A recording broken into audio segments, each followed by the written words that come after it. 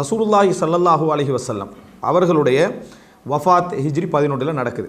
ரசூல் ஸல்லல்லாஹு அலைஹி வஸல்லம் அவர்கள் ஹிஜ்ரி 11 என்ன செஞ்சிடறாங்க, மரணிச்சிடுறாங்க. மரணித்த பின்னால் சஹாபாக்களுக்கு மத்தியில் அவங்க எப்பயும் ஒரு தலைமைத்துவம் சார்ந்து வளர்ந்தவர்கள். தலைமைத்துவம் ஜாகிலிய காலமாக இருந்தாலும் சரி, எப்படியாக இருந்தாலும் சரி, இஸ்லாத்தின் மூலம் அவங்களுக்கு தலைமைத்துவ உணர்வு வரல.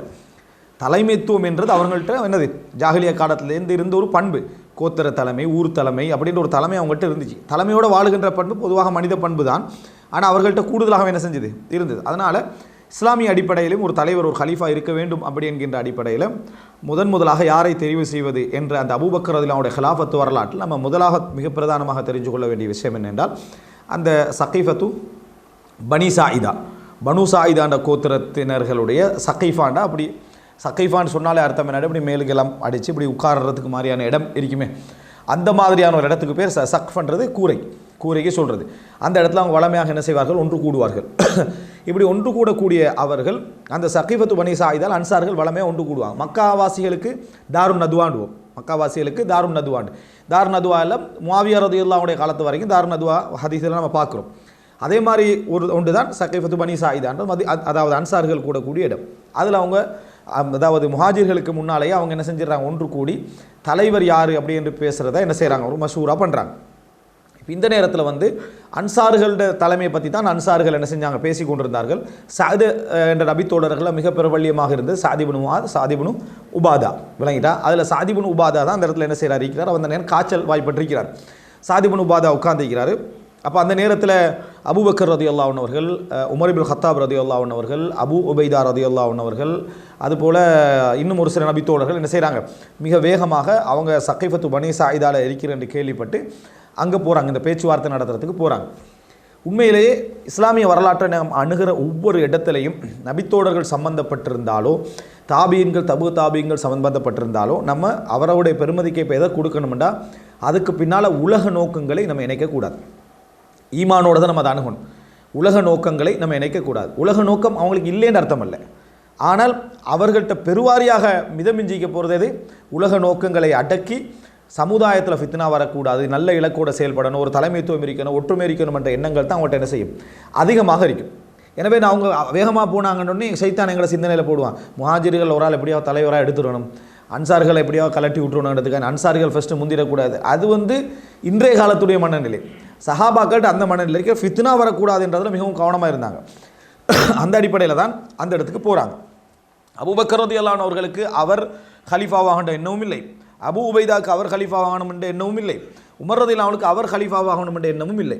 இவர்கள் எல்லோருக்கும் அன்சார்கள் யாரும் ஹலீஃபா வரக்கூடாது என்ற எண்ணமும் இல்லை, அன்சார்கள் யாருக்கும் முஹாஜிர்கள் எவரும் வரக்கூடாது எண்ணமும் இல்லை. ஆனால் அவர்கள் ஹலீஃபா ஒருத்தர் அந்த செலக்ட் பண்ணணும் என்ற ஒரு இதுக்கு போகிறாங்க. இதுதான் நம்ம அதில் தெரிஞ்சுக்கொள்ள வேண்டிய மிக பிரதானமான இடம். அந்த இடத்துக்கு போன நேரத்தில் சாதிபுனு உபாதாவை என்னது தலைவராக தெரிவு செய்ய வேண்டும் என்றும், அன்சார்கள் இன்னொருவர் நான் தான் அதுக்கு என்ன தகுதியானவர் அப்படி என்று சொல்லியும் என்ன செய்கிறாரு, பேசுகிறார். உமர் இப்னு கத்தாப் ரலியல்லாஹு அன்ஹு அவர்கள் அவர் ஒரு ஸ்பீச்சை ரெடி பண்ணிக்கிட்டு போகிறார். அதில் வருது என்னது, அவர் ஒரு ஸ்பீச்சை ரெடி பண்ணிக்கிட்டு போகிறார். அந்த இடத்துக்கு போய் இதை தெளிவாக மிக அழகாக பேசணும் ரெடி பண்ணிக்கிட்டு போகிறாரு. ஆனால் அபூபக்கர் ரலியல்லாஹு என்ன செய்யலை, அவரை பேச விடலை. பேச விடாமல் அபூபக்கர் ரலியல்லாஹு என்ன செய்கிறாங்க, பேசுகிறாங்க. அபூபக்கர் நாங்கள் பேசிட்டு, நான் எங்களில் தான் தலைவர்கள் உருவாக வேண்டும், குறைசிகளில் தான் என்ன செய்யணும், தலைவர்கள் உருவாக வேண்டும் அப்படி என்று சொல்லி என்ன செய்கிறாங்க, சொல்லிவிட்டு நான் உமர் இப்னு கத்தாப் என்ன செய்கிறேன், உமரை நான் தலைவராக, உமர் அல்லது அபூ உபைதால ரெண்டு பேரில் ஒரு ஆள் என்னது தலைவராக தெரிவு செய்யுங்கன்றார். உமர் ரலியல்லாஹு அவங்க சொல்கிறாங்க, இதிலேயே அவர் பேசினதில் எனக்கு மிகவும் என்னது எல்லாமே பிடிச்சிது. அவ்வளோ அழகாக அபூபக்கர்லாம் பேசினாங்க, இயற்கையாக பேசினாங்க. நான் கொஞ்சம் என்னது மெருகூட்டி இருந்தேன் என்றார். நான் கொஞ்சம் பேச்சை அழகுபடுத்தி இருந்தேன். ஆனால் அவர் இயல்பாகவே என்ன செஞ்சார், பேசினார். அவர் சொன்னது எல்லாமே எனக்கு பிடிச்சது. இதை தவிர எது, என்னைய ஹலீஃபாவாக்கணும் என்று சொன்ன அந்த வார்த்தையை தவிர மற்ற எல்லாமே எனக்கு என்ன செஞ்சது, பிடிச்சிருந்துச்சு அப்படின்னு சொல்லி சொல்கிறாங்க. அப்போ அதுக்கு பின்னால் அந்த இடத்துல கொஞ்சம் ஹிலாஃபுகள் அதிகரிக்குது. இல்லை எங்களில் ஒரு ஆள் அமீர், உங்களில் ஒரு ஆள் அமீர் இருக்கணும் என்று ஹிலாஃப் அதிகரிக்கிற நேரத்தில் உடனேயே இந்த ஹிலாஃப் வளர விடக்கூடாது. அப்படி என்ற உடனே உமர் இப்னு கத்தாப் ரலியல்லாஹு என்ன செய்கிறாங்கன்னு சொன்னால், நேர அபூபக்கர் ரலியல்லாஹுவோட கையை பிடிச்சி பைய செஞ்சிடுறார். நான் உங்களுக்கு பையத்து செய்கிறேன் அப்படின்ட்டாங்க. அப்போ உமர் இப்னு கத்தாப் அதுக்கு முன்னால் கேட்குறாங்க, அபூபக்கருக்கு முன்னால் போய் நின்று அதாவது தொழுகிறதுக்கு உங்களை யாருக்கும் நீங்கள் ரெடியான்னு கேட்குறாங்க அன்சார்கள்ட்ட. ரசூல் ஸல்லல்லாஹு அலைஹி வஸல்லம் அவரை தான் முற்படுத்தினாங்க, நீங்கள் யாரும் அவருக்கு முன்னால் போய் நின்று தொழுகிறதுக்கு ரெடியான்னுட்டு எல்லாரும் ஆதல்லான்ட்டாங்க. அல்லாஹ் எங்களை பாதுகாக்கணும், நாங்கள் அதுக்கு தயார் இல்லைன்ட்டாங்க. அப்போ அங்கே யாருமே அபூபக்கர்லாம் அவங்கள அவரை முந்தி போகிற நிலைமையில் இருக்கலை.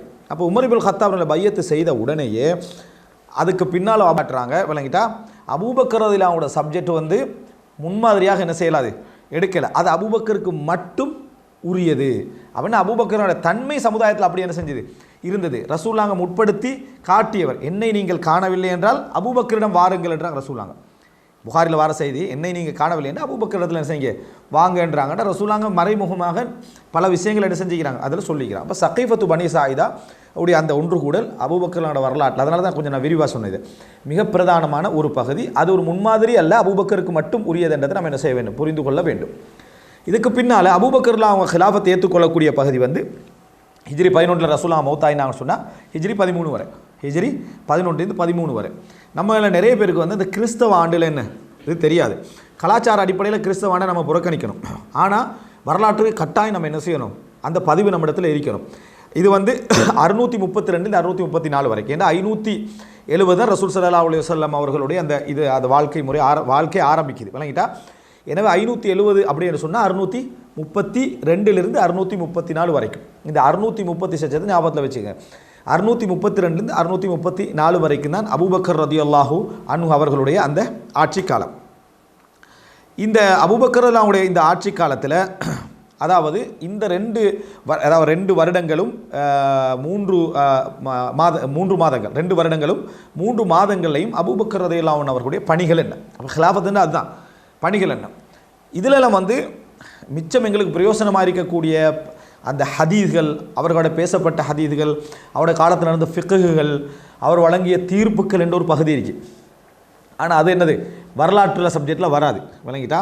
அது இன்னொரு பகுதி, அவருடைய காலத்தில் வழங்கப்பட்ட மார்க்க தீர்ப்புகள், அபூபக்கர் ரலியல்லாஹு அன்ஹு அவர்கள் சொல்லப்பட்ட ஹதீஸ்கள், அவர்களுக்கு காலத்தில் நடந்த முக்கியமான, அதாவது இந்த மார்க்க ரீதியான சட்ட பிரச்சனைகள், இதுகளெல்லாம் வந்து ஒரு விரிவான ஒரு மௌசூஇயான ஒரு வரலாற்று பிரிவில் தான் நம்ம என்ன செய்யலாம், அவைகளை பார்க்கலாம். இந்த 2 வருஷமும் 3 மாதத்திலையும் அபூபக்கர் ரலியல்லாஹு அன்ஹு அவர்களுடைய மிக பிரதானமான விஷயங்கள் அப்படின்னு நீங்கள் எடுத்து பார்த்தீங்கன்னா 4 தான் 5 விஷயங்கள், 5 விஷயங்கள் தான் அபூபக்கர் ரலியல்லாஹுடைய காலத்தில் மிக பிரதானமான தலைப்பு கீழே என்ன செய்யலாம், கொண்டு வரலாம்.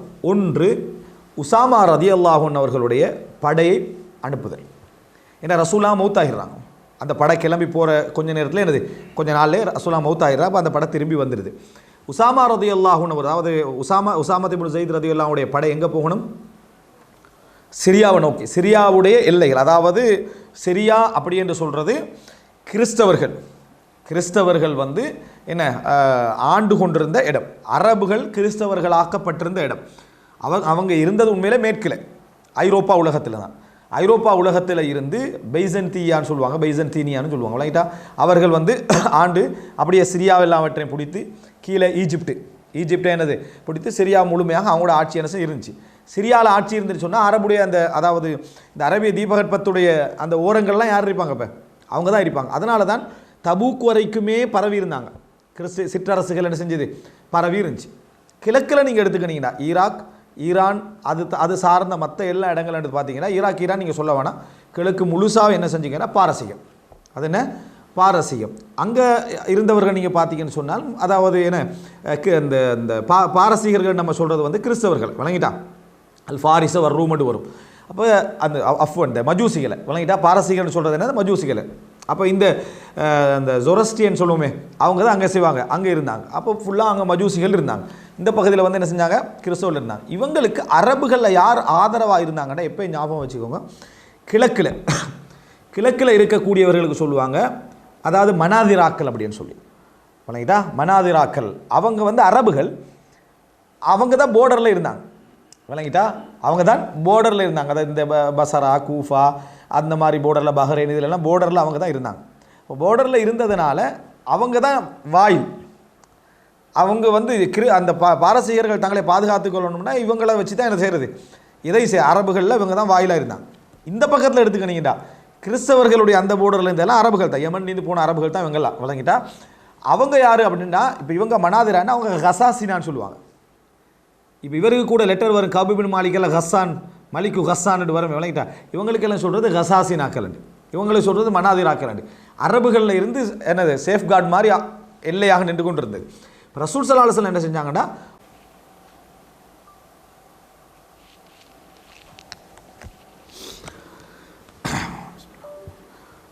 உசாமா ரதியல்லாஹு அன்ஹுடைய அதாவது படையை அனுப்புறதுக்கு ரசூல் ஸல்லல்லாஹு அலைஹி வஸல்லம் எல்லாம் ஏற்பாடு செய்துவிட்டு அப்பயே என்ன உசாமா ரதியல்லாஹுடைய தலைமையை அனுப்புதா 17 வயசு அவருக்கு. அப்போ விளங்கிட்டா. இதில் ஒரு நமக்கு முக்கியமான தகவல் இருக்குன்னா, இளம் வயது அப்படின்றது வந்து அதாவது நமது காரியங்களை சமூக வேலைகளை செய்ய முடிந்த வயது தான் வளர்க்கப்படுற சூழலும் உருவாக்கப்படுற அந்த சமூகமும் வச்சு தான் அது என்ன செய்யும் முடிவெடுக்கப்படும். இப்போ உசாமாரெலாம் படையை அனுப்புறதுக்கு சஹாபாக்களுக்கு மத்தியில் கொஞ்சம் என்ன செஞ்சது ஒரு சின்ன ஒரு சங்கடங்கள் இருந்தன. இப்போ ரசூல் ஸல்லல்லாஹு அலைஹி வஸல்லம் மௌத்தாயினோடனே அபூபக்கர்லாம் ஹலீஃபாவாக வந்த உடனேயே அபூபக்கர்லாம் மென்மை தன்மை கொண்டவர். அதே நேரம் அல்லாஹ் ரப்புல் ஆலமீன் ஒரு ஆட்சிக்கு வந்த உடனேயே அங்கே தேவையான ஒரு கடுமையான அந்த அவருடைய இரண்டாம் தரமாக அவர்கிட்ட இருக்கக்கூடிய அந்த குணத்தை அபூபக்கர் எல்லாம் என்னது முதல் தரமாக என்ன செஞ்சுக்கினாங்க எடுத்துக்கொண்டாங்க மார்க்க விஷயங்களை செய்கிறதுக்கு. உண்மையிலேயே அபூபக்கர் ரலியல்லாஹு அல்லாமல் உமர் இப்னு கத்தாபு இன்னும் வேறு நபித்தோழர்கள் அந்த இடத்துல இருந்திருந்தால் சில பொழுது அபூபக்கர் ரலியல்லாஹு செய்திருக்கக்கூடிய வேலைகள் அவர்களால் என்ன செய்ய முடியாமல் இருந்திருக்கும். அபூபக்கர் ரலியல்லாஹு அவர்கள் அந்த உசாமா ரலியல்லாஹுடைய படையை அனுப்பியே ஆக வேண்டும் அப்படின்றத என்ன செஞ்சாங்க உறுதியாக இருந்தார்கள். அபூபக்கர்லாம் உசாமா ரலியல்லாஹு அவர்கள் அனுப்புகிற அந்த படை விஷயத்தில் அன்சார்கள் வந்து உமர் இப்னு கத்தாப் ரலியல்லாஹு அவர்கள்ட்ட எல்லாம் வந்து என்ன செய்கிறாங்க, உசாமாவோட படையை அனுப்பாமல் உசாமா தலைவராக அனுப்பாமல் வேறு யாரை வச்சு அனுப்புவோம், நான் போகிறது கிறிஸ்தவ உலகத்தை எதிர்கொள்கிறது. அப்போ 2 பெரிய வல்லரசுகள் அவங்களை எதிர்கொள்ள போகிறது அப்படின்றலாம் அட்வைஸ் பண்ணோன்னே உமர் இப்னு கத்தாப் ரலியல்லாஹு அந்த அட்வைஸை வந்து அபூபக்கர்லாம் கூட சொல்கிறதுக்கு வராங்க. அந்த நேரத்தில் உமர்லாவோட தாடியை பிடிச்சி அபூபக்கர்லாம் கேட்டால் அவ ஹபில்த இப்னுல் கத்தாப், என்ன இப்னுல் கத்தாபே என்ன அறிவினராக ஆகிட்டீங்களா, அதாவது அம்மரஹு ரசூலுல்லாஹி ஸல்லல்லாஹு அலைஹி வஸல்லம் தஅமுருனி அன் அன்ஸிஅஹு, ரசூல் ஸல்லல்லாஹு அலைஹி வஸல்லம் நியமித்த தலைவர் என்னை நீங்கள் அகற்ற சொல்கிறீங்களே அப்படின்னு மிக உறுதியாக அபூபக்கர் ரலியல்லாஹு இருந்து உசாமா ரலியல்லாஹுடைய படையை என்ன செஞ்சு அனுப்பி வச்சாங்க. ரசூல் ஸல்லல்லாஹு அலைஹி வஸல்லம் அவருடைய அந்த வாக்குகளை நிறைவேறிச்சு. உசாமாரெல்லாம் இப்போ எங்கே போகணும், மதீனாவில் இருந்து அப்படியே தபூக்கெல்லாம் தாண்டி ஒரு அதாவது ஜோர்தானுடைய அந்த எல்லை வரைக்கும் என்ன செய்யணும் போகணும், இன்றைக்கு ஜோர்தான் பார்டர் வரைக்கும் என்ன செய்யணும் போகணும். அப்படி போகிற டைமில் அந்த உசாமா ரலியல்லாஹுடைய அந்த படை வந்து பல்லாயிரக்கணக்கான மக்கள் அந்த படை போனது பலவிதமான பிரயோஜனங்கள் என்ன செஞ்சது வந்து சேர்த்துது. உண்மையில் அங்கே யாருமே என்ன செய்யலை அவரை எதிர்க்கிறதுக்கு வரலை, கிறிஸ்தவர் தயாராக வந்து என்ன செய்யலை யுத்தம் செய்யவும் வரலை. அப்போ அந்த நேரத்தில் உசாமா ரலியல்லாஹுடைய அந்த படை அங்கே கிறிஸ்தவ ஆண்ட ஆட்சிய சாம்ராஜ்யத்தை எதிர்த்து போராடுவதற்காக போரண்ட செய்தி என்ன செஞ்சிருக்கும் அந்த அரபு உலகத்தில் முழுசாக என்ன செஞ்சிருக்கும் பரவிருக்கும். பரவ நேரத்தில் இன்னொரு விஷயம் நடக்குது. அபூபக்கர் ரலியல்லாஹு மௌத்தாகினோம் அந்த ரசூலுல்லாஹ் மௌத்தாகினோம் இன்னொரு விஷயம் நடக்குது. என்னென்னா நிறைய மக்கள் என்ன செய்கிறாங்கன்னா முர்த்ததுகளாக மாறுறாங்க. 2 வகையில் முர்த்ததாகிறாங்க. ஒன்று ரசூல் ஸல்லல்லாஹு அலைஹி வஸல்லம் மௌத்தாகிட்டாங்க, இனி நம்ம பயப்பட வேண்டிய அவசியம் இல்லை அப்படி என்று அந்த வேறு நோக்கங்களுக்காக இஸ்லாத்துக்கு வந்தவங்க இருப்பாங்க. அவங்களாம் என்ன செஞ்சிடறாங்க, அதாவது அப்போ இஸ்லாத்தை சரி கண்டிருப்பாங்க, அதுக்கு நோக்கங்கள் இருந்திருக்கும். இன்னும் சிலர் வந்து ஜக்காத்து தரமாட்டோன்றாங்க, இன்னும் சிலர் வந்து ஜக்காத்து தரமாட்டோம் அப்படி என்று சொல்லி என்ன சொல்கிறாங்க. அபூபக்கர் ரலியல்லாஹுடைய பேரம் பேசுகிற அளவுக்கு வருது. அபூபக்கர் ரலியல்லாஹு இருந்து தமீம் கோத்திரத்தை சேர்ந்த 2 பேர் வந்து என்ன செய்கிறாங்க பேரம் பேசுகிறாங்க. இப்படித்தான் நம்ம இது ஒரு ஏண்டா மக்கா மதீனா தாயிஃப் இந்த 3 இடங்களும் தான் முழுமையாக முர்த்ததுகள் உருவாகாமல் முழுமையான முஸ்லீம்கள் இருக்கிறாங்க. மக்கா மதீனா தாயிஃப் மட்டும். மற்ற இடங்களில் முக்கால்வாசி பேர் இஸ்லாத்தோடு வெளியே போயிட்டாங்க. எது வரைக்கும்னா கீழுள்ள யமன் ஓமான் போர்டரில் ஓமானுக்குள்ள சிலர் இப்படி அங்கே கிழக்கில் பஹ்ரைன். அப்போ பஹ்ரைன்னு சொன்னால் இன்றைக்குள்ள தம்மாம் ஜுபைலு அது இது எல்லாத்தையும் சேர்த்து அன்றைக்கு பஹ்ரைன் விளங்கிட்டா. பஹ்ரைன் என்ற பேர் அதுக்கு தான். இந்தியோட பஹ்ரைனுக்கு அன்றைக்கு பேர் அவால்ன்றது. அப்போ அந்த முழுமையான எல்லா பிரதேசங்கள் அன்றைக்கு பஹ்ரைன் என்று சொல்கிறதை விட அதாவது இந்த தம்மாம் இதெல்லாம் பேர்கள் அன்றைக்கு இல்லவே இல்லை விளங்கிட்டா. தாரின் என்ற ஒரு தீவு இருந்துச்சு, இன்றைக்கு தாரின் என்று சொல்லுவாங்க. அஹ்சா தான் கூடுதலாக சொல்லுவாங்க, இன்றைக்கு அஹ்சான்னுவாங்க. அந்த பகுதியில் உள்ள அப்து கைஸ் கோத்திரத்தை சேர்ந்த ஜுவாசா என்ற இடம் ஒன்று இருக்குது. அங்கே ஒரு பள்ளி இருக்குது. அங்கே தான் ஹொத்துபா என்ன செஞ்சது, அதாவது மதீனாவுக்கு அடுத்து அந்த ஹொத்துபா அங்கே தான் நடந்துச்சு. அந்த ஜுவாசா ஏரியாவில் உள்ள மக்களை கூட முற்றுகையிட்டாங்க. அவங்களாம் முர்த்ததுகளாயினவங்க, அவங்க மட்டும்தான் முஸ்லீம் ஆகிக்கிறாங்க அந்த ஏரியாவில். அதை ஃபுல்லாக முற்றுகையிட்டாங்க. இப்படி முழுமையாக என்னது அதாவது முர்த்ததுகளாக மாறிட்டாங்கன்னு நினச்சி பாருங்கள். அவ்வளவு பெரிய ஒரு ரித்தத்தொன்று நடந்துட்டு ஜக்காத்து தரையலாம் என்று சொல்கிறது விளங்கிட்டா. அதுக்கு வேறு விதமான விளக்கங்களையும் சொல்கிறது. அல்லது வந்து ஜக்காத்து தரையலான்னு சொன்னவங்களாம் நாங்கள் இஸ்லாத்தை விட்டு வெளியே போகணும்னு சொல்லலை, ஜக்காத்து கடமை இல்லைன்ட்டாங்க விளங்கிட்டா. அதே என்னது ரித்தத்தான், இஸ்லாத்தை விட்டு வெளியே போகிறது. இன்னும் சிலர் வந்து இஸ்லாமே வானான்றது வெளியே போயிட்டாங்க. இப்படி வெளியே போகிற இந்த சந்தர்ப்பத்தை ரசூலுல்லாஹ்களுக்கு இறுதி கால பகுதியிலேயே அல்லாஹ் தஆலா கனவுல காட்டிட்டான். முசைலமா, அதுபோல் என்ன அந்த அந்த லுக்கைத் என்று சொல்கிறவர் உருவாகினது, சஜாகன்றது உருவாகினது, விளங்கிட்டா துலைஹா உருவாகினது. இவங்கெல்லாம் பொய் நபிகள், விளங்கிட்டா. சஜாகன்றது ஒரு பெண்மணி, விளங்கிட்டா. துலைஹான்றது ஒரு பொய் நபி, லுக்கைத்ன்றது ஒரு பொய் நபி, விளங்கிட்டா. அதே போல் முசைலமா பொய் நபி. இப்படி பல பொய் நபிகள், 4 பொய் நபிகள் அந்த இடத்துல என்னது உருவாகிட்டாங்க. அப்போ இந்த பொய் நபிகள் உருவாகி அவங்க பின்னால் லட்சக்கணக்கான மக்கள் திரண்டாங்க. இப்படியான ஒரு நிலைமை வந்த உடனேயே உசாமாட படை இப்படி போயிட்டு ரிட்டர்ன் வாரது கிறிஸ்தவர்கள் இலக்கு வச்சு தான். அவங்களுக்கெல்லாம் ஒரு இந்த முர்த்தத்தான மக்களுக்கு ஒரு அச்சம் வந்துச்சு. ஒரு பெரும் படை வந்து என்னது கிறிஸ்தவ சாம்ராஜ்யத்தை வந்து எதிர்கொண்டுட்டு வருது அப்படி என்ற ஒரு அச்சம் என்ன செய்யுது அவங்களுக்கு வருது. மதீனால இதை விட பன்மடங்கு படைகள் இருக்கும். இது ஒரு படை தான். ஆனால் உண்மை அப்படியே இல்லை, முக்கால்வாசி பேரே அந்த படை மட்டும்தான். ஆனால் அப்படியான ஒரு அச்சம் என்ன செஞ்சது அவர்களுக்கெல்லாம் ஏற்பட்டுச்சு. முதலாவது விஷயம். ரெண்டாவது, இப்போ உசாமா வந்துட்டாங்க வெற்றியோட. அடுத்தது என்ன அப்படின்னால் இந்த முர்த்ததுகளை வந்து என்ன செய்யணும், ஒரு கண்ட்ரோலுக்கு கொண்டு வரணும்.